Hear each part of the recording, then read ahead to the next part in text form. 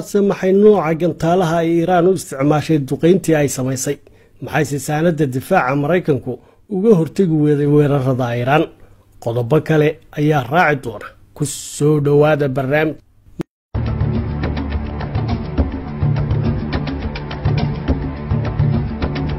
madaxweynaha dalka Mareykanka Donald Trump ayaa laga yaabaa inuu ugu yaraan waqtigan helay dariiq uu kaga baxo suurtagalnimadii inuu Mareykanka geliyo dagaal weyn oo lala gala Iiraan dhibaatada oo ka bilaabantay markii uu madaxweynaha Mareykanku amray in la dilo generaal sare oo ka tirsanaa militariga Iiraan oo xilliga booqasho ku joogay Ciraaq talaabada oo xukuumadda Mareykankuna inkastoo ay dhaleeceen caalamiga kala kulantay haddana ay ku fasirtay inay ahayd talaabo difaacu nafsi ah oo ay ku eedeysay generaal Qaasim inuu ka dambeeyay dilkii kumanaan askarta Mareykanka ah oo ku sugan gobolka markii gantaalaha Iiraan lagu tuuray saldhigyo ay ka mid yihiin ciidamada Mareykanka ee Ciraaq ay adeegsadaan habeenkii Salaasada dareen rajabeela ayaa ku faafay aqalka cad Trump iyo kalkaaliyeyaashiisa amniga qarankana waxa la sheegay inay ahaayeen kuwo si joogto ah marna u gelaya marna uga baxaya qolkii dabagalka iyo la socodka macluumaadkii ka imanayay dhanka dalka Ciraaq haddii weerarkaasi oo Iiraan ay sheegatay inay jawaab u ahaa duqeyntii cirka ee lagu dilay Qaasim Suleymani ay ka dhalan lahayd khasaare nafeed uu Trump xilligaa isu arki lahaa inay waajib ku tahay inuu ka jawaabo Iiraan iyo Mareykankana ay faraha la geli lahaayeen dagaal foolka foola kadib sanado dheer oo ay ku jireen iska horimaado dhalinayay xiisado isa soo tarayay oo la isu adeegsanayay dhinaca kale kalkaaliyaasha Trump mid kamid ah ayaa warbaahinta dalkaasi waxa uu sheegay in madaxweynaha Mareykanku u muuqday subaxnimadii Arbacadii inuu ka warwarsanaa inay Iiraan sii wado weeraradeeda xilliga oo ahaa markii uu madaxweyne Trump ogaaday inaanay askar Mareykan ku dhimanin halkaasi isla markaana uu quwad ciidan ka joojiyay inuu u adeegsado ka hortagga Iiraan laakiin uu sheegay inuu sii saarayo cadaadis dhaqaale iyo cunaqabatayn dheeraada ilaa ay Iiraan ogolaanayso inay wada hadal cusub ka gasho barnaamijkeeda nukliyeerka waana Trump oo soo maray muddo dheer oo uu cambaarayn jiray dagaalada ay Mareykanku ka galaan dalka dibadiisa waana Trump oo go'aankiisii jariska tuurka ahaa ee uu ku dilay Qaasim Suleymani uu ku noqon gaaray dagaal toos ah oo mandaqada uu ka galo waana Trump oo ay xujo aanu dhinacna u dhaafeen ku noqon lahayd bisha November ee sanadkan oo doorashadiisii labaad tartankeedii la galay dhankiisana afhayeenkii hore golaha Koongareeska Newt Gingrich kana tirsan xisbiga madaxweyne Trump ahna siyaasiyiinta ay aadka isugu dhow yihiin ayaa isagoo ka faalloonaya xaaladii uu ku sugnaa madaxweynaha Mareykanku habeennimada la sugayay jawaabta Iiraan waxa uu sheegay in madaxweyne Trump uu maalmaha ahaa mid oo isdhowraya oo si samir badanna u sugayay waxa ay noqon doonto jawaabta Iiraan isagoo aan baahina xilliga u qabin inay xiisadu sii kacdo waxa haddaba weli taagan khatarta inay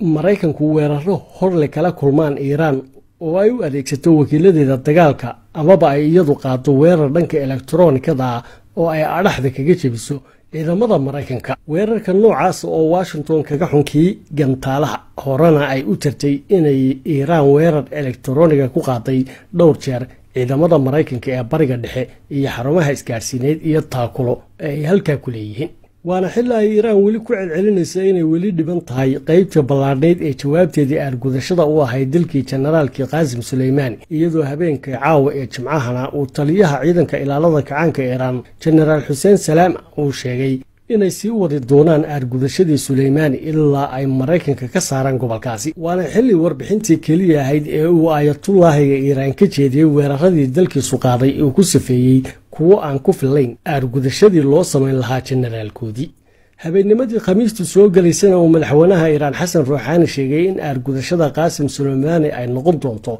mid gacanta ciidamada shisheeye ka dulqaada mandaqadaasi inkastoo ay digniinaha tilmaamaya in Iiraan aanay dhammaynin tallaabooyinkii ay kaga horjeeday Iiraan ay haddana dhanka kale madaxweyne ku-xigeenka Mareykanka Mark Pence uu ku waramayo in macluumaad sirdoon oo ay heleen ay tilmaamayaan in Iiraan ay ku wargelisay wakiiladeeda gobolka in aanay weerarin xarumaha iyo saldhigyada ciidamada shisheeye ee gobolka ku yaala waana xilli ay Iiraan iyo Maraykankuba danaynayaan inay yeeshaan gacan sarreynta dhacdadii iska horimaad ee tooska u dhex martay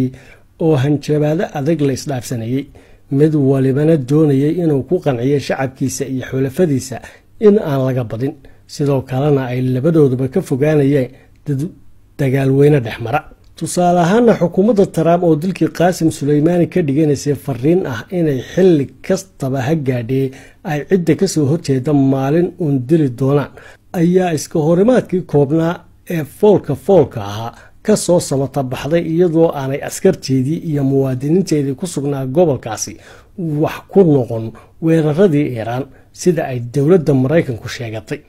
dhaawicii weynaa ee gaadhay saldhigyadeedii militarina ay Washington hoos u dhigtay oo warbaahinta kaliya ee loo ogolaaday inay sawiraan labadaas saldhig weerarkii Iiraan ka bacdi ay ahaayeen labada telefishin ee Maraykanka laga leeyahay ee Fox News iyo CNN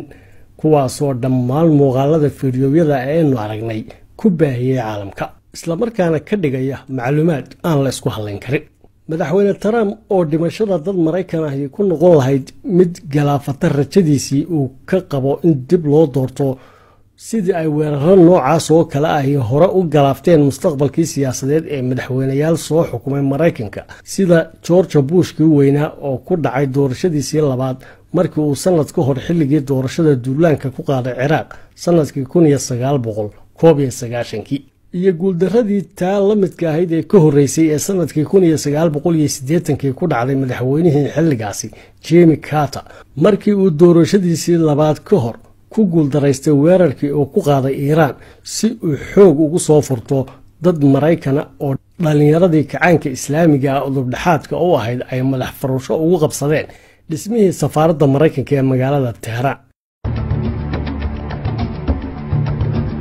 Iiraan dhankeeda waxay dilkii Suleymaani ka bacdi u suura gashay inay shacabkii reer Iiraan ee kala qaybsanaa ee xukuumadda ka soo horjeeday ay ku madeyso ka hortagga Maraykanka iyadoo meydkii generaalka soo marisay gobolada dalka qaarkood si ay dawladdu u kasbato qulubta shacabkeeda sidoo kale Iiraan waxay hanjabaadaheedii cuslaa ay jeedinaysay ay sababeen inay baarlamaanka Ciraaq soo saaraan go'aanka ciidamada shisheeye lagaga saarayo waddanka iyadoo wadamada qaarkoodna ay si rasmi ah ciidamadoodii ula baxeen xilli duqeynta ay Iiraan duqeysay saldhigyada ciidamada Maraykanku ay tahay fariin culus oo ay u dirtay Maraykanka iyo xulafadiisa uguna sheegayso in Iiraan xilligii ay doontaba ay baabi'in karto saldhigyada shisheeye ee gobolka iyo maraakiibtooda dagaalka ee badaha gobolka maaxaya iyo weliba halbowlayaasha dhaqaale ee xulafada Maraykanka ee gobolka ku yaala ayna leedahay awood militari oo taa u suura gelinaysa iyadoo weliba saanadeeda gantaaluhu aanay la kulmaynin wax hor istaaga ama iska difaacid saanadeeda gantaalaha oo aan ahayn mid taalla Iiraan oo keliya laakiin laga soo ridi karo jiha kasta min Yemen ilaa badda Mediterranean-ka ama Afghanistan ilaa Falastiin arrinta kale ee muhiimadda gaarka ah ee Iiraan u suura gashay weerarkeedii gantaalaha ka bacdi waa inay dhaawacday haybadii militari ee dalka Maraykanka iyadoo aan saldhigyo militari oo sidaa u muhiim ah oo ay leeyihiin ciidamada Maraykanku aan gantaalo lagu garaacin tan iyo wixii ka dambeeyay dagaalkii labaad ee dunida inkastoo ay jirtay in Maraykanka lagu jabiyay qaar ka mid ah dagaaladii ay muddada ka bacdi ku qaadeen dalalka caalamka qaarkood haddana aanay dhicin in labaatameeyo gantaal dufcad kaliya lagu garaaco saldhigyo militari oo ay ku sugan yihiin kumanaan ciidamada Maraykanka waana tallaabada aanay xilligan la joogo xitaa dowlad kale oo adduunka ku taala ku dhaqaaqi karin ilaa inuu qarxo dagaal weyne caalami ah mooyaane iyagoo ciidamadii Maraykanka ee saldhigyada ku sugnaa ay habeenkii dhaweyd galeen dhulka hoostiisa ayna ka warhayeen weeraradaasi oo ay u soo gudbiyeen jihooyin kala duwan sida xukuumadda Ciraaq iyo safaaradda Switzerland ee magaalada Tehran oo iyadu qaabilsan danaha Maraykanka ee gudaha Iiraan iyadoo Iiraan weerarada u isticmaashay gantaalaha balaastikada ay ridada gaaban masaafo 800 kilomitir ahna ay u dhaxaysay halka laga soo riday iyo saldhigga Caynul Asad ee Ciraaq ku yaala ee gabaadka ka dhiganayeen ciidamada Maraykanku Iiraan ay isticmaashay taatikada colaadaha ee loo yaqaan 1-2-3 taasoo ah in la isbarbar dhigo labada weerar tusaale ahaan laba duqeymood oo ay isdhaafsadaan ama laba weerar diyaaradeed oo la isku qaado ama in madaafiicda goobta la isku garaaco amaba in la isweydaarsado weeraro dhanka elektaroonikada ama ay israsaaseeyaan ilaalada labada ciidan iyadoo aan arrimaha loo eegin xaddiga tirada ku dhimatay iyo khasaaraha kale ee uu geystay. iiraanna ay haatan leedahay duqayntii lagu dilay suleymaani waxaanu kaga jawaabnay duqayn kale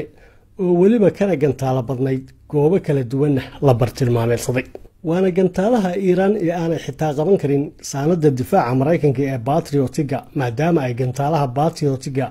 ka hortegi karaan gantaalaha masaafo sare ku socda iyo diyaaradaha weerarka oo keliya, laakiin aanay ka hortegi karin gantaalaha masaafada hoose ee dhulka u dhow maaxi kara oo ay ka mid yihiin gantaalaha kruuska ee baalasha leh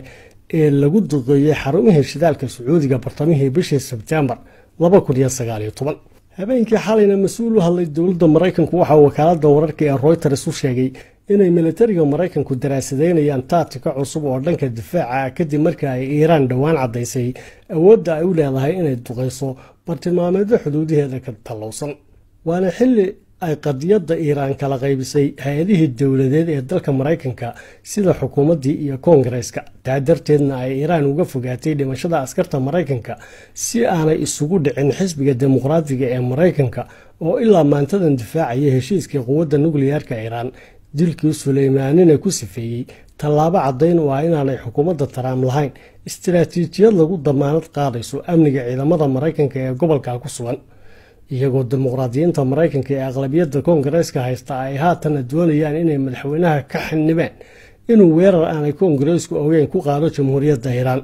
dhammaan xasiloon daradii dhacday dilkii suleymaani ka bacdi iyo khatartii ay galeen ciidamada maraykanka ee gobolka ku suganna ay dimuqraadiyiinta maraykanku dusha ka saareen xukuumadooda uu hogaamiyo madaxweyne Trump. gudoomiyaha aqalka koongareeska gabadha Nancy Pelosi ayaa waxa ay muujisay warwarka ay golaheedu ka qabaan go'aan ay xukuumaddu si gaar ah u gaadho oo dagaal lagula geli karo Iiraan, iyadoo aanay wax istiraatiijiyada ka lahayn xukuumaddu waxa ka iman kara weerarkaas.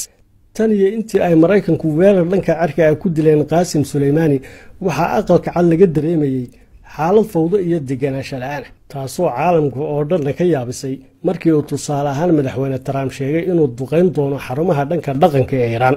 haddii ay Iiraan weerarto saldhigyada maraykanka oo ay dad Maraykanina ku dhintaan, iyo markii uu ku hanjabay inuu Ciraaq saarayo cunaqabatayn haddii ay go'aamiyaan in ciidamada shisheeye ka baxaan. waana labada warbixinood ee madaxweyne Trump jeediyey haddana uu dib uga noqday markii uu cambaareen ballaaran kala kulmay. waana xilli uu madaxweyne Trump dilkii Generaal Suleymaani ku sababeeyey inuu qorsheynayo weeraro ka dhana ciidamada maraykanka ee gobolka ku sugan, laakiin ay ilaa maantadan Trump iyo kalkaaliyaashiisa dhanka amniga qaranku sida wasiirka difaaca Mark Esper, arrimaha dibadda Mike Pompeo iyo kaaliyaha amniga qaranka Robert O'Brien ay soo gudbin kari laayihiin caddaymo ku filan tafaasiisha weerarada ay sheegeen inuu qorsheynayay Generaal Suleymaani.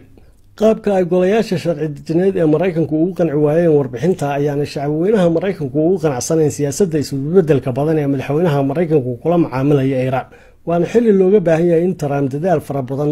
bixiyo si uu codbixiyaasha maraykanka ugu qanciyo siyaasaddiisa ku aadan Iiraan. waxaana ra'yi ururintii ay wakaaladda Reuters samaysay maalmihii 6 iyo 7 bishan January